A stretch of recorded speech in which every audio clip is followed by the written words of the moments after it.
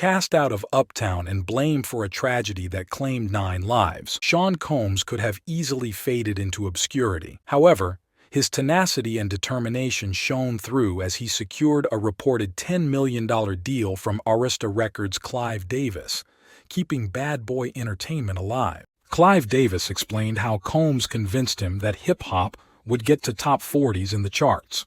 Bad Boy, where you talk about working with Puff Daddy. What do you think he learned from you that kind of catapulted him to being this music mogul that he is today? We met when he was very young. I think Puffy was 21. And in meeting Puffy, he played me Craig Mack. He played me Biggie. He had 4 cuts of Biggie at the time. And his vision and attraction to me was, we were, even though a relatively new label, Arista Records, we were a top 40 powerhouse. And it was his vision that hip-hop could go top 40, where the big economic payoff was.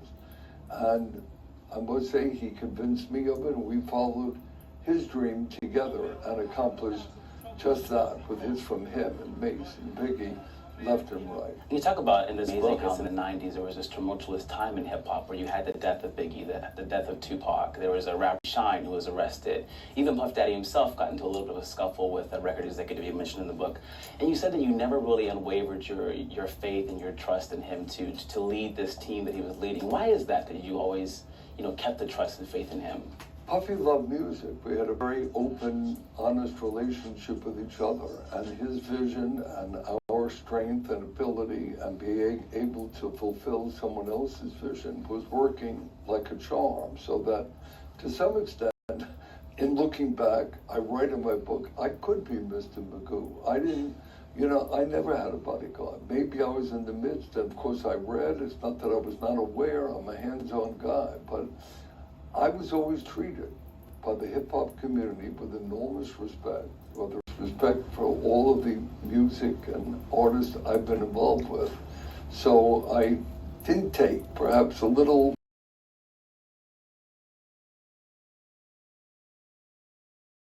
Now leading a small but dedicated team, Combs aimed to transform artists into superstars and elevate hip-hop to mainstream status. While the world did not understand the power of hip-hop, I was working in it and watching it unfold, says Michelle Joyce, Bad Boy's first director of marketing. She, along with LaJoyce Brookshire, co-created the Women Behind the Mic book series. I knew beyond a shadow of a doubt that it wasn't if it was going to pop, it was when. The journey was far from easy. The hours were grueling. The pay was low and the workload was intense. But by the next summer, just 1 year after Combs' dismissal from Uptown, their efforts began to bear fruit with hits like Craig Mack's Flava in Ya Ear and the Notorious B.I.G's One More Chance. Over the next 3 years, Bad Boy would rise to prominence as the premier label for up-and-coming hip-hop and R&B artists, producing chart-topping albums from Faith Evans, Total, and 112, and dominating clubs and radio stations nationwide. With Biggie Smalls, Bad Boy had a budding superstar, a genius storyteller with an effortless flow. Despite the success, Combs' volatility was evident. His team, including Kirk Burroughs, whom had also left Uptown Records with Diddy, became the president of Bad Boy Entertainment. He explains working with P. Diddy to build Bad Boy. The legacy of money and wealth came from the legacy that he and I created at Bad Boy the moment we left Uptown. And I was there right by his side through those ups and downs too. And we created, through the mischief that he would cause with these decisions that didn't make sense to me or other people who might try to rein him in, you had to go along with the fact that some of the other decisions that he made on the creative side brought that money in. And in his world, I'm never wrong. Our world, we have to be cautious and take the best of these ideas, slow up the crazy stuff. And that was a lot of my job to do. And it was hard to keep him from slowing up on those things as the success kept building up, as nothing would happen. See, I told you. And then we were on to the next thing. And of course, something eventually happened. Biggie, When Biggie was in LA, was he getting death threats? We were getting threats all along, all around. The threats was continuous. The threats was before we left to go to LA. Threats that was as loose as fans that just were fans of Tupac that thought the way that they thought. Threats that were fans of the West Coast in general. People that didn't like us on the East because we thought we were too much of ourselves or for ourselves. Enemies that we made along the way that definitely wanted to see us fall, and a lot. It was a noise-filled environment with that negativity coming at us. When you are looking at success and you have a lot of success coming your way, hence the song, More Money, More Problems. It was that time period. The songs were true to what was going on. Did you have any conversations with Diddy telling him that it wasn't a good idea to go to LA? Plenty of times. The relationship was, I was almost like an older big bro as the years went on. The ego, his success was matched by the ego. His ego was matched by the sales and his success. So he started listening less and less. I still had my powerful position. I was still easy to be fired, but he still looked on to me to be the one to do the job. I was loyal. I was trustworthy. I was there in his worst of times. On 2 or 3 different occasions, he was down and out and had to be pulled back, blown up, resuscitated, and put back in the race again. And that's Kirk Burroughs. People look at Andre Harrell and say, Andre and Diddy, that's the Hollywood story.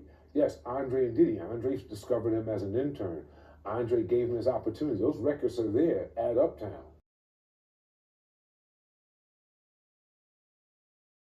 As Bad Boy rose in fame, Combs's staffers kept his transgressions quiet, whether out of loyalty, fear, or a belief that such incidents were rare. Outwardly, Combs was the label's tireless hypeman, ad-libbing on tracks and making cameos in his artist videos. It was clear he wanted something bigger for himself. I distinctly remember the day that Clive Davis called and asked me to start garnering press for Puffy, just as if he were the artist, says Brookshire. Behind his back, I used to call him my problem child, the notorious VIP. Combs received the press he craved when he and his L.A. counterpart, Death Row Records boss Marion Suge Knight, became entangled in a years-long heavyweight hip-hop rivalry. The two had once been friendly. Combs even modeled Bad Boy after Death Row. But the subsequent rivalry between Biggie and Knight's charismatic superstar, Tupac Shakur, would become a Pyrrhic victory for both labels. Combs admired Shakur for his ability to combine street credibility with mainstream appeal.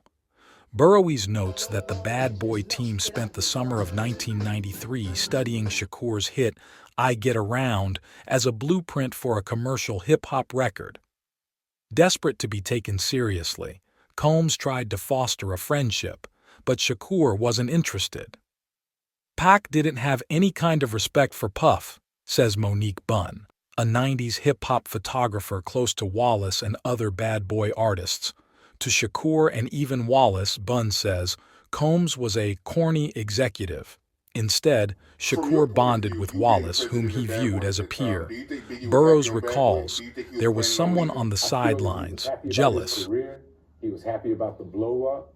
He was always on the line. He never let us feel comfortable like, oh, y'all did me right. Oh, I'm loving you guys right now. He would never give it up like that. He would always have us under pressure to keep doing it bigger and better. I honestly, when I look back on it, if he trusted Sean more, it would have been better. But he didn't trust him as much as the way Sean says they were best friends after he was dead. Nah, I didn't see that during the time we were working with him. I see that as an emotional cry out after he's gone. I saw him as wanting his music and everything to be right, have the number ones, and we delivered that. I think there might have been a little bit of a hole or a gap when it came time to people being friends.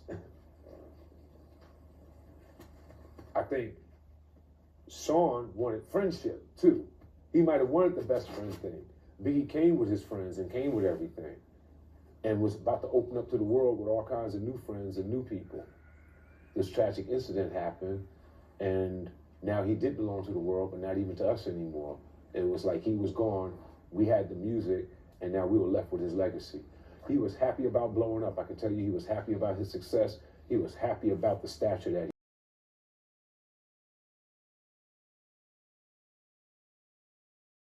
After Shakur was ambushed and shot 5 times in the lobby of Quad Studios in Times Square in 1994, he blamed Combs and the Bad Boy crew for setting him up, an accusation Combs has always denied. From there, everything got blown out of proportion, says Bun. Bad Boy execs encouraged Wallace to write certain songs, even though the rapper didn't feel so beefy with his former friend. With tensions escalating, Combs released Wallace's single Who Shot Ya in 1995, which was widely viewed as a provocation aimed at Shakur. Shakur responded with the ferocious Hit 'em Up, pushing hostilities to their peak. Perhaps seeing a promotional opportunity, Combs stoked the East Coast-West Coast rivalry. The two label heads traded jabs, with Knight portrayed as the intimidating, gang-affiliated boss, and Combs as the slick, clean-cut executive. When Shakur was murdered in September 1996 in a drive-by shooting in Las Vegas, Knight immediately blamed Combs, who denied involvement. Bad Boy employees soon received personal death threats. I didn't recall reading in the employee manual that dodging bullets was a part of my job description, Brookshire says. In September, Compton Crips gang member Dwayne Keith Keffi D. Davis was charged with Shakur's murder. His trial is set to begin in November.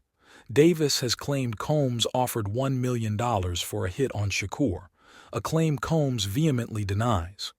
6 months after Shakur's death, in March 1997, Wallace, 24, was attending a Soul Train Music Awards after-party in Los Angeles when a gunman opened fire on his GMC Suburban, killing him. Police consider the homicide an unsolved act of retaliation.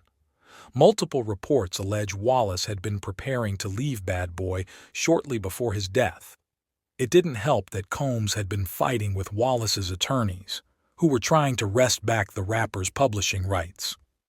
"I will never give it up until I'm dead, and my bones are crushed into powder," Combs told the lawyers, according to The Big Payback.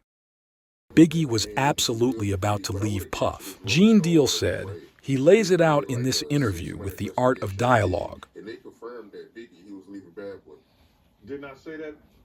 Didn't I tell everybody that Biggie was preparing to leave Bad Boy, and everybody was saying, how did I know? I told them I seen the contract.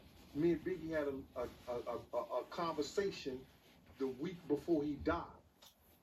I was in the Winnebago, and Biggie was telling me his whole life story, and I was telling everybody I didn't know why this kid was telling me his life story. It's something that he had to feel. It's something that he had to know for him to sit there and tell me the stuff that he told me, bro.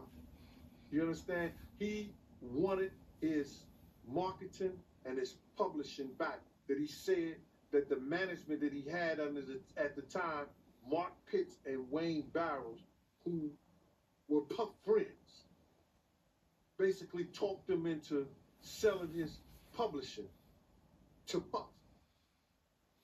You know what I'm saying? And when I spoke about it, people talking, well, how he know it? I'm getting it from the horse's mouth. He's telling me the story. I already read all his contract when I was on a plane coming to California. I told y'all Puff gave me the briefcase. See, I ain't got shit else to do. Click. And read the contract. And at the end of the contract, it said, we will revisit your marketing and your publishing at a later date. Puff was going to have him sign the contract for, I think it's Life After Death, the double CD, without giving his publishing and his marketing back. So now Big he's about to go, I think it was Capitol. He was signing a deal with Capitol. You understand? With all those different groups. And Puff was not, you know, listen, Kirk Burrows said that Puff told him, man, you'll be dead before I give you all your publishing back. Wow. Never seen that one. Combs capitalized on the shock and sorrow over Wallace's death. Brookshire, who had been traveling in the same SUV as Wallace during press events the day before he died, says Combs denied her request for time off to process her grief. Instead, just 2 weeks after the slaying, Combs ordered her to focus all efforts on Wallace's upcoming album, Life After Death. Combs demanded it be number one, number one, number one, number one, number one, top 10, top 10, top 10, she recalls. It sold nearly 700,000 copies in its first week. When Rolling Stone approached Bad Boy about a cover opportunity a few months after Biggie's murder, Burroughs claims he advocated for the late rapper to take the spot. I was telling Sean, let's make it Biggie. You still have a chance for a cover in the future, Burroughs recalls. He's like, no, he's dead. I'm putting out Combs' debut album, No Way Out, in July. I need to be on the cover of Rolling Stone. Combs got his cover. And 2 years later, he acknowledged how Biggie's death had been big business. I think his passing added to the fame, Combs told Rolling Stone in 1999. At least 2 million of the nearly 5 million copies of No Way Out sold were due to his death, straight up. And that doesn't necessarily feel good, but that's the reality.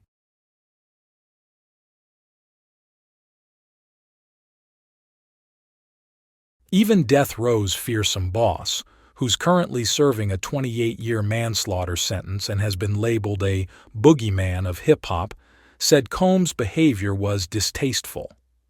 When Pac left, I didn't pick up a microphone, Knight said on his prison podcast. I picked up the pieces. In the late 1990s, fans regularly gathered outside the Daddy's House studio in Midtown Manhattan, hoping to see a famous face or pass along a mixtape. We had built this machine, the hottest hip-hop label in the world, and people started to jockey to get next to Puffy, Joyce says. As the new millennium dawned, hip-hop entered its bling era, with Combs and his artists mining the melodies of 1980s pop songs to guarantee commercial hits. They wore matching shiny suits, rapped about designer clothes and yachts, adorned themselves in diamonds, and filled their big-budget videos with glamorous women and elaborate pyrotechnics. The label thrived off Biggie's legacy and was bolstered by rising stars Mace, Shine, and Black Rob. Combs won Grammys and was recognized for his work with artists like Mariah Carey and R. Kelly. He ascended to the upper echelons of New York society, partying with Revlon billionaire Ron Perlman. There was a certain narcissism, an attitude of objectifying not just women but all people, Charnas says, of Combs. He adds that Combs embodied hip-hop as a form of capitalism and social mobility. Becoming a dominant force in the industry only seemed to amplify Combs's aggressive behavior. In April 1999, he barged into the office of Interscope Records executive Steve Stout and allegedly became violent. Gerardo, an employee at Interscope, worked as an assistant for Steve Stout. He discusses with Vlad TV, remembering a discussion between Diddy and Steve Stout about the Nas video before the incident. Through Stout too, I heard a lot of stories. You know, I wasn't there, but I was around when they had the discussion with him and Diddy about he wanted to take out Nas out of the cross and this and that. The Hate Me Now video. Yeah, they came in and there was some Yeah. bottle hitting or something. Yeah, like that. Diddy. Well, I guess the story I heard was that they did the Hate Me Now video. Yeah. Nas and Diddy were on the cross in that video. Yeah. After the video was done, Diddy basically changed his mind about having himself depicted like that in the video. Right. it gets a little hazy at this point. I guess he told Steve Stout to take him out. Steve may have told him, sure, I'll take you out, and the video came out with him anyways. So he showed up to Steve. He allegedly showed up to Steve's office and struck him with a champagne bottle. That's right. But I guess there was a payout that happened. Yes. Sometime afterwards. Yes, it was. And they became friends. That's right. There was that famous 50 Cent line. He said, after the VMAs, my baby mama cussed my ass out. I beat her ass. We're back friends like Puffy and Steve Stout. That's dope. I didn't even know. See, I didn't even know that, dude. That's for real. And Jimmy was pretty much a mediator of that, like saying, guys, man, that's the one thing about that. Okay, dude. so at the time, Steve Stout was working for Jimmy Iovine. Yeah, at the time Okay, was Puffy doing anything with Jimmy Iovine? Not yet. Not yet. This was coming in. You know, right. I saw Puffy later. Yeah, because Bad Boy eventually went over to Interscope. That's right, later. Okay, so that whole situation happened. Puffy gets arrested. Yeah. Jimmy Iovine steps in. In a way of in a Godfather type of way, calling, like I remember him telling, talking about Puffy, you can't be doing that. No, whatever it is, you guys got to squash it out, blah blah blah. And same thing with Steve. Look, work this thing out of the, you're gonna have to pay for this. Work it out with the lawyers for the damage. But after that, there's no need to take this any further. Basically, Because there was no lawsuit. No, there was just like you said, a payoff. Do you know how much Steve got paid off? He got paid off well. Millions? You can say that. Yeah, you could say that? Yeah. Okay.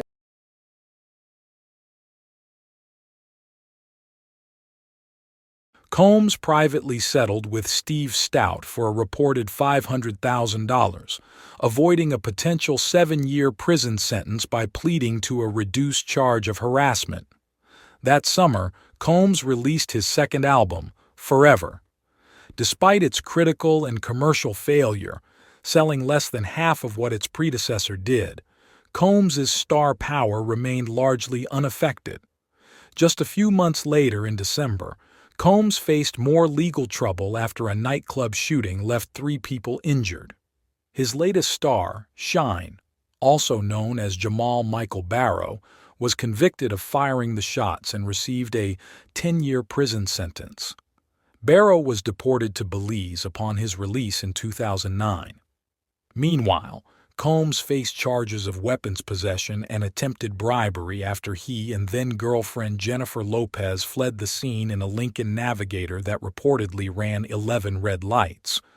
Combs was staring down the possibility of a 15-year prison sentence if convicted.